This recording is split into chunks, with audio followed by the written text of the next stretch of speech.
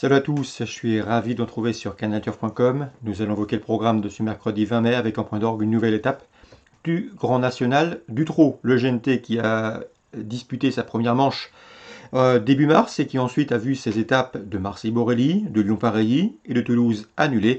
Et c'est donc le Croisé-la-Roche qui nous offre une nouvelle fois une nouvelle étape de ce circuit toujours très prisé. Des 5 ans de qualité sont au départ de cette course, et ce seront d'ailleurs mes favoris. Le 5, Fairplay d'Urzy, un cheval qui a toujours été préservé par Jean-Michel Bazir. Le cheval compte déjà 10 victoires en 22 courses courues. Il reste d'ailleurs sur un succès dans un groupe 3 au mois de février. Jean-Michel Bazir, qui se déplace uniquement pour le piloter, le drivera en confiance. Le 5, Fairplay d'Urzy. On lui posera le numéro 6, Flèche de Yuka, qui s'est progressivement hissé parmi les meilleurs de sa promotion. En atteste ses podiums obtenus dans les groupes 2 Prix de Croix et Jean Le Gonidec, quatrième également du prix de sélection. Elle aussi dispose d'une toute première chance, même si elle n'a pas été revue depuis la fin du mois de février. J'aime beaucoup également le numéro 15, Frisbee Dame, qui a également des références au plus haut niveau. Quatrième, il a couru 4 groupes 1 et à chaque fois il s'est classé sur le podium. Deuxième notamment derrière FaceTime Bourbon dans le Grand Prix de l'UET. Également troisième du prix de sélection. Ce cheval devrait lui aussi jouer les premiers rôles malgré son rendement de distance. Le numéro 11, Fakir du Loro, n'est pas des plus réguliers, mais c'est un cheval qui a déjà figuré au plus haut niveau. Il a notamment été le dauphin d'un certain FaceTime Bourbon cet hiver. Le numéro 9, c'est Fric Duchesne, qui pour sa rentrée le 7 mars a gagné, et il a gagné sur le tracé qui nous intéresse, même si cette fois-ci le lot est de meilleure facture, avec les chevaux précités, une place peut parfaitement lui revenir. Je retiendrai également le numéro 10 dans cette épreuve, c'est Belle Louise Mabon, que l'on ne présente plus à ce niveau. Elle est toujours à la recherche d'une première victoire dans un quintet, mais elle est confirmée à ce niveau, elle possède une bonne pointe de vitesse finale. Éric Raffin, qui l'a déjà mené au succès cet hiver, sera aux commandes. Bref, ici, elle devrait finir vite et briguer une place. Pour les amateurs de combinaisons plus élargies, je retiendrai plus loin le numéro 13, Drôle de Jet, qui peut se targuer d'avoir gagné le Grand Prix de l'UET il y a de cela quelques saisons, en 2017. Mais c'est un cheval de classe qui peut parfaitement se classer 4e, 5e dans un lot de cette facture. Tout comme le 14, Quentin de l'Éclair, qui lui n'a pas gagné depuis l'année 2017, ça commence à dater, mais c'est un cheval qui n'est pas ridicule dans les quintets, 2 victoires, 4 places en 16 quintets courus, il s'est également classé 3e sur ce parcours à l'occasion d'une sortie effectuée début mars, mais il faut donc s'en méfier. Résumé chiffré, base logique, le 5, Fairplay d'Urzy et le 6, Flèche du Yuka, sans oublier le 15, Frisbee Dame et le 11, Fakir de l'Euro. Ensuite, nous retiendrons le 9, Fric Duchesne, le 10, c'est Belle Louise Mabon, le 13, Drôle de Jet, et le 14, à savoir Quentin de l'Éclair. Sur les programmes, toujours au Croisé-la-Roche, j'ai pu m'entretenir avec Yannick Desmet, qui drivera en course pour driver amateur, le 208 Complice. Le cheval a gagné, c'était sur cette piste à l'occasion d'une course de rentrée, et ce plaisamment. Il était confiant ce jour-là. Le cheval avait gagné à plus de 40 contre 1. Une nouvelle fois, il en escompte ici un très bon résultat. Il estime que son cheval est capable de lutter pour la victoire. Donc 208 Complice, un cheval qui d'après lui a de la marge dans les tournois de ce genre. Dans la deuxième, j'aime beaucoup également pour le contrer le 1 Ditto Quick, un cheval régulier et surtout confirmé à ce niveau.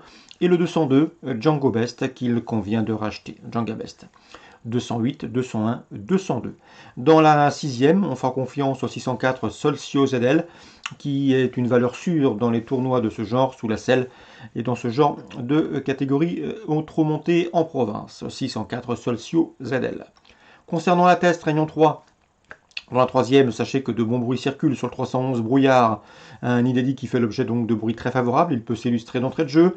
Dans la huitième, on reverra avec enthousiasme le 806 Dual Charm qui a gagné en débutant, c'était sur l'hippodrome de Toulouse à l'automne.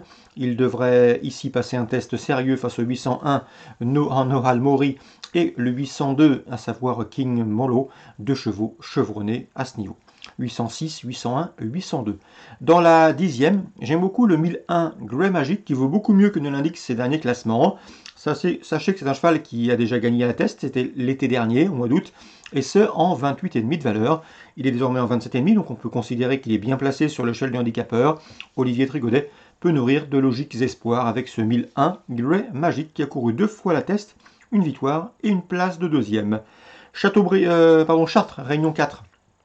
Concernant la première, j'aime beaucoup le 109 C'est la Fontaine du Lilas, qui me semble ici en mesure de bien faire pour l'entraînement d'André Le Courtois. Elle s'est classée deuxième pour sa course de rentrée. C'était sur les pentes du Croisé-la-Roche récemment, le 12 mai. À mon avis, dans ce lot, des ferrés des 4 pieds, bien placé au premier poteau et confié avec David Thomas, ce 109 mérite crédit. Dans la troisième, le 310 $ du Châtelet mérite également que l'on s'attarde sur sa candidature. C'est un cheval qui est déféré des 4 pieds, qui était un cheval dur à l'effort. Lors de ses 10 derniers parcours, il s'est classé à 9 reprises parmi les 4 premiers. Mieux encore, il a signé 8 podiums, dont 4 victoires ici, avec Johan Le Bourgeois aux manettes. Ce cheval doit pouvoir, à mon avis, s'installer en tête et il peut les emmener très très loin, d'autant qu'il sera pieds nus.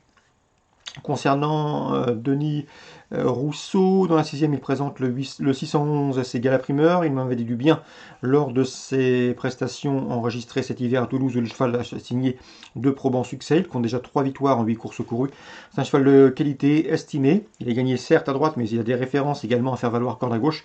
Donc un cheval qui peut parfaitement poursuivre, le 611, Gala Primeur. Et enfin, dans la huitième, j'aime beaucoup le 804, c'est Hello Joe Darling, qui reste sur 2 places de deuxième. Il a bien couru dernièrement, laissant une belle impression. Et à mon avis, ici, l'occasion lui est donnée d'ouvrir son palmarès. 804, Hello Joe Darling.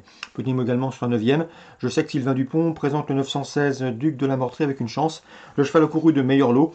Dans ce genre de tournoi, pour driver amateur, il me semble en mesure de disputer la victoire. Donc on résume tout ça pour Chartres en Réunion 4.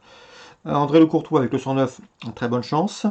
Le 310 $ du Châtelet, également un cheval qui peut s'imposer de bout en bout. Dans la sixième, le 611 pour une confirmation. Le 804 proche de sa course. Et le 916 qui a la pointure d'une course comme celle-ci. Ça c'est pour Chartres en Réunion 4. Excellent jeu à tous, bonne journée, rendez-vous demain pour un nouveau programme.